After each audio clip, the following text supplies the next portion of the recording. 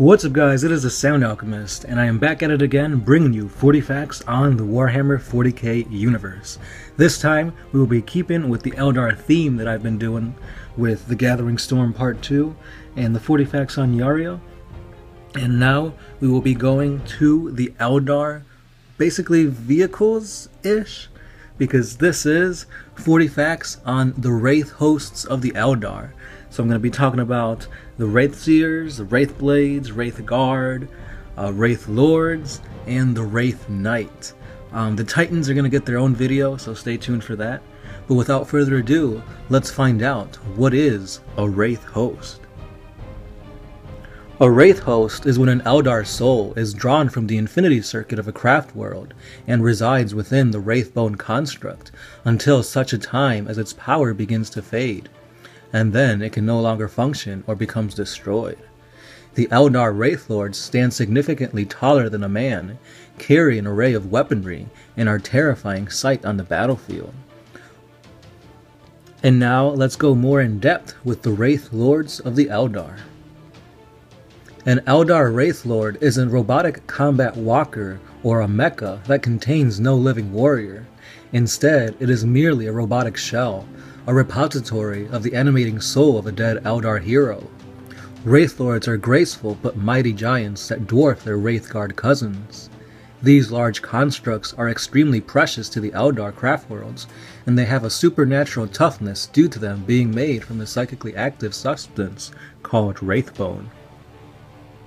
Summoned into being by the necromantic process of the Eldar Spirit Seers, only a true hero of the Eldar race has psychic power enough to animate these gigantic Wraithbone shell of a Wraith Lord. History abounds with tales of enormous statues magically coming to life in defense of the primal crypts, or to avenge ancient wrongs. The image of these towering constructs shuddering into animation is ingrained into the human psyche, and it explains the visceral reaction most humans have when first encountering the Wraith Lords. A graceful statue of Eldar manufacture, each Wraith Lord is encrusted in glittering gemstones and scrolling alien glyphs.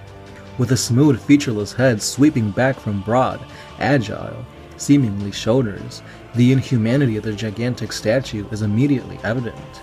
Their armor is often decorated by arrays of gleaming precious stones, which Imperial scholars believe both power and guide these daunting constructs. The Wraith Seer. Rare and precious beyond compare, their souls are protected from the predations of Slanesh within spirit stones. Long-dead warlocks of great power can still be summoned to aid their craft world in the form of a variant of Wraith Lord, known as a Wraith Seer. The Wraith Seers are to the Eldar spirit host what a warlock is to his aspect warriors.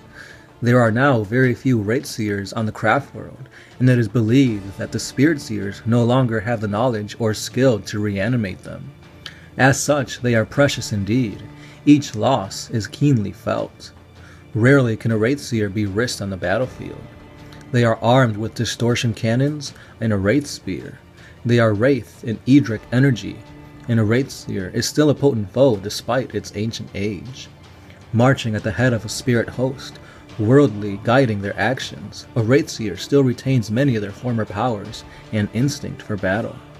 Eldar legends tell that few Wraith Seers still remain trapped upon their old colony worlds, buried as the leaders of an ancient Eldar world spirit host, but are now long lost. The Wraith Guard. Wraith Guard are smaller in size than Wraith Lords, but they carry a devastating weapon known as a Wraith Cannon, which is a short-range but potent weapon capable of opening a small rift into the warp, which sets the target, or pieces of the target, within the immaterium. When used against infantry rem, the result is invariably fatal. Due to the Wraithbone construction, Wraith Guards can suffer damage that would cripple or even kill a living Eldar warrior, but they still continue to fight, making them useful in situations that would be suicide for living soldiers.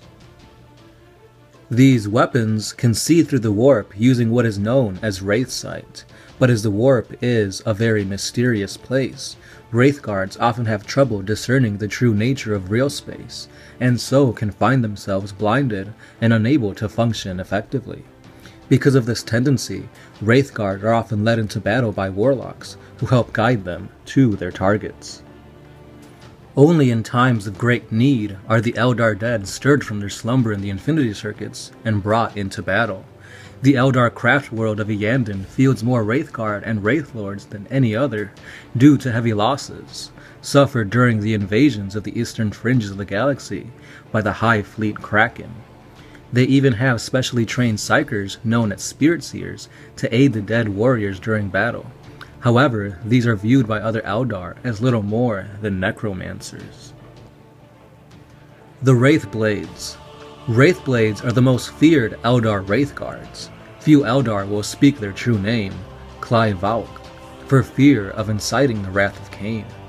Tradition holds that each craft world keeps these vengeful constructs segregated from other ghost warriors, so that their immortal anger does not taint those nearby who might one day attain peace.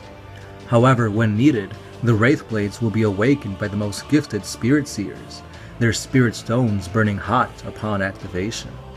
Once kindled, the wrath that animates their Wraithbone becomes an unstoppable fury that is only quenched by close quarters combat.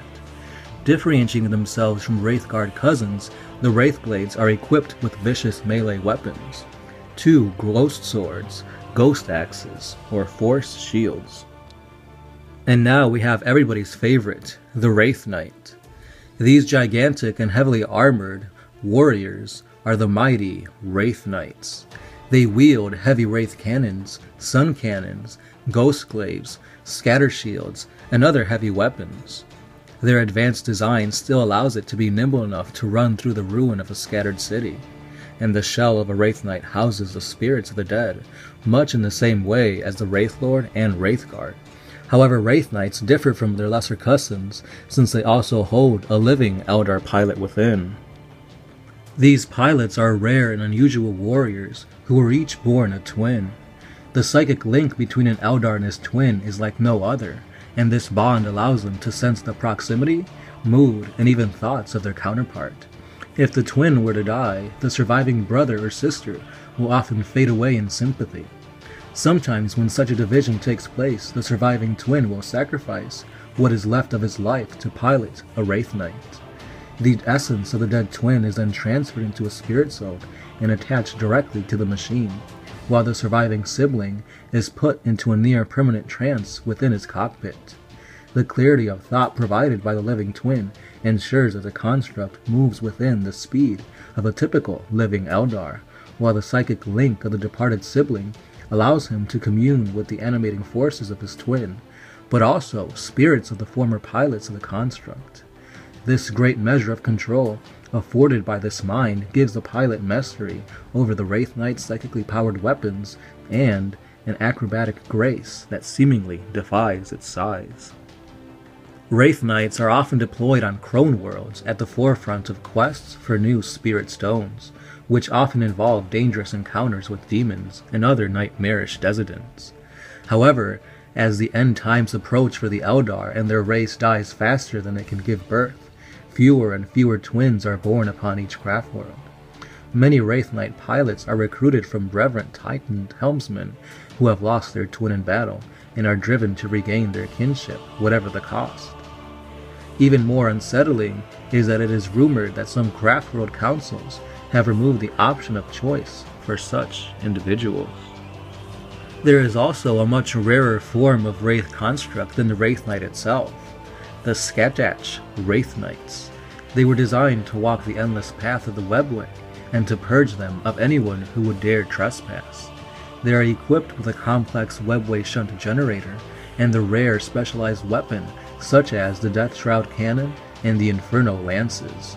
Skatach Wraith Knights are few in number, but devastating in battle. Please, I had no idea how to pronounce that word.